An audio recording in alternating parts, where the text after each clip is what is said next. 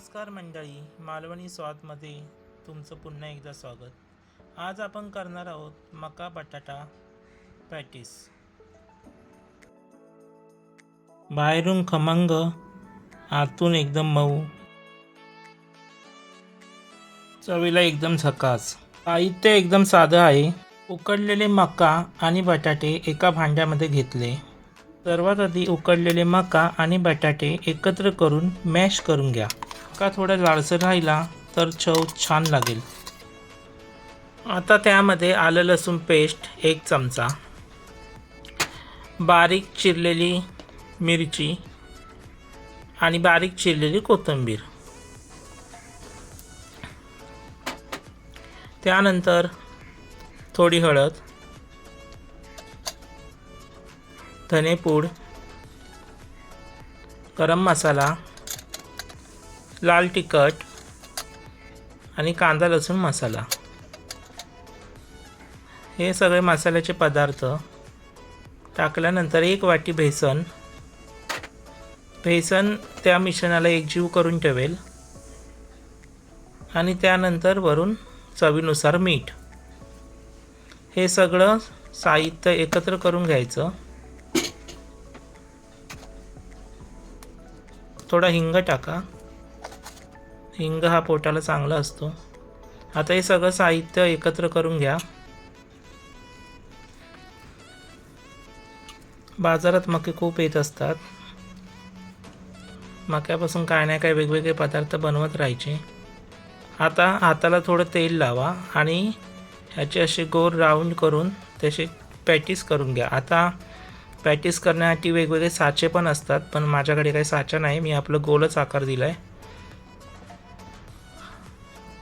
असं हार्ड डिझाईनचा पण साचा असतो.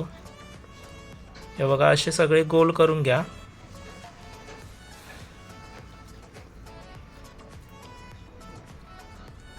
हे पॅटीस चवीला पण खूप छान लागतात. मी सगळे आता असे तयार करून घेतले. आता मी इथे रवा घेतला आहे, त्यामध्ये थोडंसं मीठ टाकलं आहे आणि थोडासा मसाला असा टाकला आहे, म्हणजे त्याला रंग पण येतो व्यवस्थित वरती.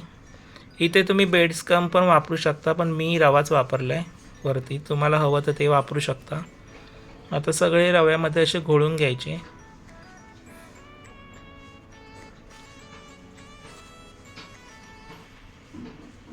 हे बघा,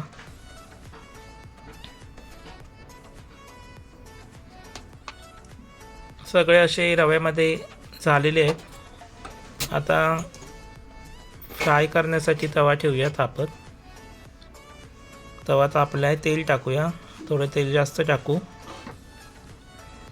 तेल तापल्याच्या नंतर आता डीप फ्राय करून घेऊया. हे बघा, आणि गॅस एकदम मंद ठेवायचा, नाहीतर वरती रवा आहे ना, तो सगळं करपून जाईल.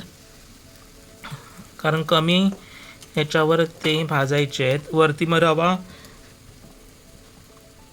भाजेल आणि आतमध्ये सगळं कच्चं राहील, म्हणून स्लो ह्याच्यावर ठेवूनच भाजून घ्यायचं आहे.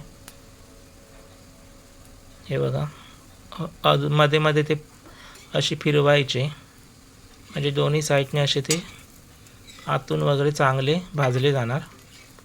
हे बघा,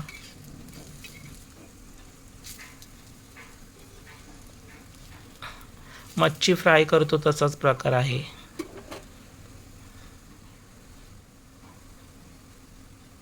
परत थोडं तेल टाका. थोडं तेल जरा जास्त लागतं या गोष्टीला. परत चारी बाजून असे भाजून घ्या मस्तपैकी. खरपूस असे भाजून घ्यायचे, मस्त खाताना पण छान लागतात. हे बघा,